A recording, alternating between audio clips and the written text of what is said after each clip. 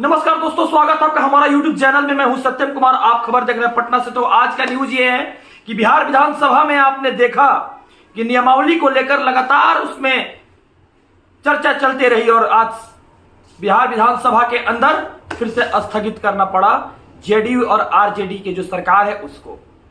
हम पहले से ही बता रहे हैं कि सरकार अपनी बीच बचाव करने के लिए और सरकार अपनी इज्जत बचाने के लिए लगभग 12 केस की सुनवाई आधा घंटा में किया था। अब आपको पता चल गया होगा कि 12 केस की सुनवाई क्यों किया गया था आधा घंटा में। यानी हमने जो काम किया वो काम तो किया ही किया, और करने के साथ साथ सरकार ने जो काम किया वो भी अपना काम भी किया, और आपको पता भी चल गया होगा। आज मैं बता देता हूं, बहुत लोग ऐसे हैं जो सुनते हैं, पूरे बिहार से देखते हैं और कहते हैं कि सत्यम भैया एक आप ही ऐसा व्यक्ति हैं जो हर समय विषय वस्तु पर खड़ा होकर काम किया, हर दृष्टिपटल पे। आज पूरी बिहार पढ़ रही है, पूरी Bihar geography, civics, history, maths, chemistry सारा सब्जेक्ट पढ़ रही है, लेकिन सत्यम रोड पर खड़ा होकर सबकी लड़ाई और सबकी हक के लिए लड़ाई लड़ रहा है, और साथ साथ सबके लिए वो लड़ाई अभी तक जारी रखा है। और सत्यम जारी रखेगा, इसलिए जारी रखेगा क्योंकि जो लड़ाई लड़ा था वो एक दिन की लड़ाई नहीं थी, पिछले 4 साल की लड़ाई थी। अरे हाथ में चूड़ी तो नहीं पहन लिए हैं कि सरकार जो जो जैसे जैसे कहते जाएगी हम करते जाएंगे।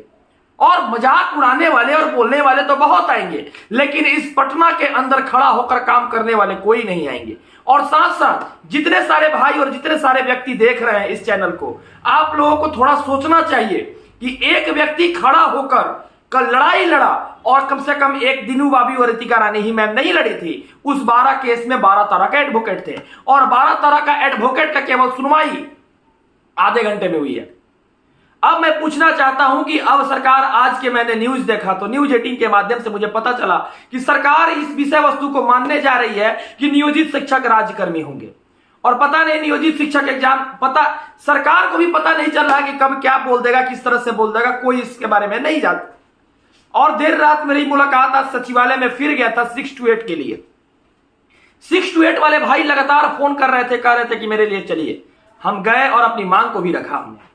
साथ साथ जितने सारे भाई हैं 6 to 8 वाले कहते थे कि सत्यम सर आपने क्या किया, तो मेरा जजमेंट उठाकर देख लीजिए कि आपके लिए भी मैंने आवाज उठाया था कोर्ट में।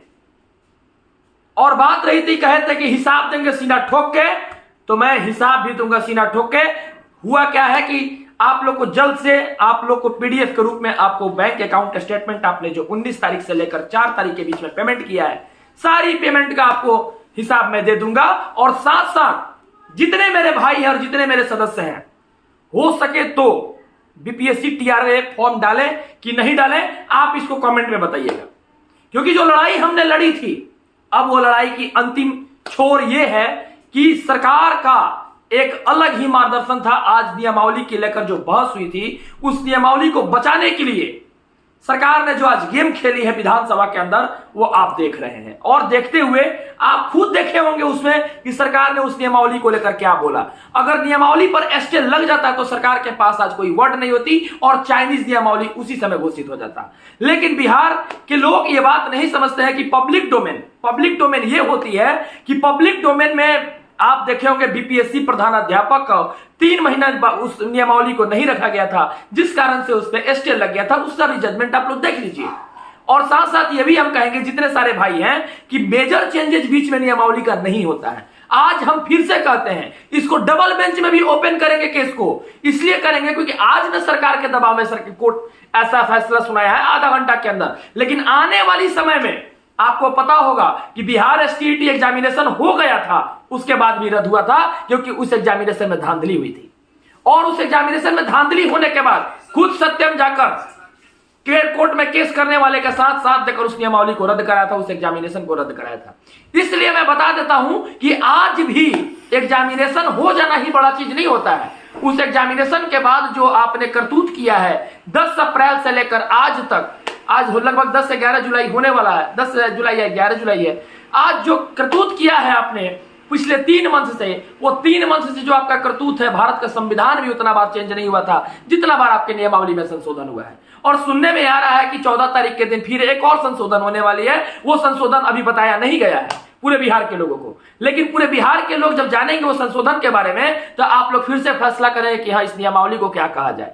और साथ साथ जितने सारे बीपीएससी के स्टूडेंट जो एग्जामिनेशन देने वाले इस बार, और साथ साथ जो लोग कह रहे थे कि नहीं बीपीएससी का एग्जामिनेशन सही है, तो उसका अभी तक सिलेबस का भी पता नहीं है कि कौन सा सिलेबस में कितना नंबर का क्या पूछेगा और कौन सी सिलेबस में क्या हम पढ़ें। अभी तक पूरे बिहार में अभी तक इतना बड़ा से बड़ा कंफ्यूजन पैदा हुआ है और पूरे बिहार के लोग अभी तक पता नहीं क्या क्या कब क्या कर देंगे, कोई ठीक नहीं है, और बोलने वाले नेगेटिव कमेंट बोलते रहेंगे। और साथ साथ ये भी हम बता देते हैं पूरे सारे लोगों को कि जितने सारे मेरे भाई देख रहे हैं, इतने आसानी से सत्यम हार मानने वाला नहीं है। और पूरे बिहार के लोगों को मैं चैलेंज करता हूं, आंखों में आंखें डाल के कहता हूं कि सत्य की जीत आखिर में हो गई होगा और आखिर में सत्य का जीत होगा। जिस तरह से यूपी के अंदर 69,000 बहाली का हाल हुआ है, उसी तरह से बिहार में 1,70,000 बहाली का हाल नहीं हो गया तो मेरा भी नाम सत्यम। इस बात को आप लोग रिकॉर्ड कर लीजिएगा। इसलिए मैं इस बात को कह रहा हूं क्योंकि बिहार के अंदर अभी जो सनसनी पैदा हुई है, सरकार अपनी इज्जत बचाने के लिए एक तरफ चार्जशीट चल जाता है तेजस्वी यादव को, फिर से उनको विधानसभा आने के लिए मौका मिलता है। सोचिए किसी आम जनता को अगर चार्जशीट लग गया रहता तो पुलिस उसको खींच कर कॉलर पकड़कर जेल लेकर जाती और उसको सजा दिलाती। लेकिन क्या वह भारत का संविधान उन लोगों के लिए नाम नहीं है क्या?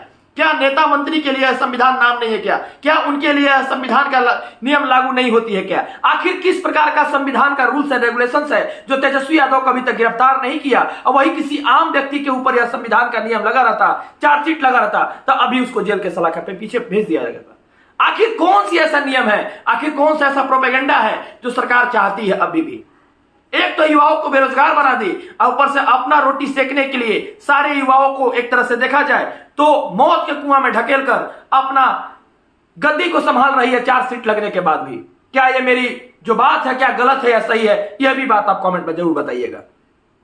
सारे भाइयों से मैं अपील करता हूं, जितने मेरे भाई इस चैनल को देखते हैं, सारे भाइयों से मैं अपील करता हूं कि एक सत्यम अकेला सारे लोगों पर भारी पड़ गया। एक सत्यम पूरे इंस्टीट्यूट कोचिंग वाले के ऊपर भारी पड़ गया और एक सत्यम पूरे बिहार के अंदर रहने वाले सारे लोगों के नजर में भारी पड़ गया, क्योंकि एक सत्यम प्रैक्टिस वर्क जो भी 120 क्वेश्चन का जो चेंज हुआ है पैटर्न, नए पैटर्न के हिसाब से ऑलरेडी बहुत लोग इसको देखते हैं। और प्लस ये है आपकी भाषा की बुक, तो जो भी सीटेड अपेयरिंग वाले बच्चे हैं उनके लिए महत्वपूर्ण सूचना ये है कि इस तीनों बुक को आप जरूर अध्ययन कीजिए। इससे आप अपनी एक सीट जरूर पक्का कर सकते हैं आने वाले बीपीएससी शिक्षक, खासकर क्लास 1 to 5 के लिए। को झुटका लाने के लिए पूरे लोग लगने लगे, पूरे लोग हमारे खिलाफ जाने लगे और एक सत्यम को नीचे गिराने के लिए दुनिया की हर ताकत लग गई और एक सत्यम को नीचे झुकाने के लिए पूरे बिहार के सारे लोग अनर्गल टाइप के कमेंट करने लगे। क्या सत्यम झुकने वाला है? नहीं, यह आपका भूल है कि हम झुकने वाले हैं।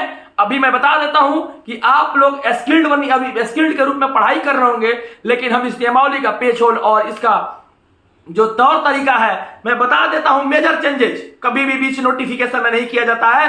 भारत के संविधान का आर्टिकल्स के अनुसार आप देख लीजिएगा जाकर, आपको पता चल जाएगी।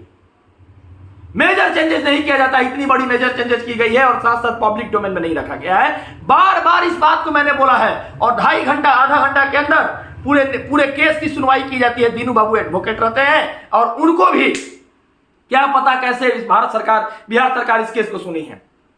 मैं ज्यादा नहीं कहना चाहूंगा, इतना ही आप लोगों से कहूंगा और जाते जाते कहूंगा जरूर कि आप लोग जाते जाते ललका बटन को दबाइए और सत्यम को प्यार दीजिए और साथ साथ पटना में अकेला मैं लड़ूंगा और अंत तक लड़ूंगा। धन्यवाद, जय हिंद। सब्सक्राइब करें चैनल को।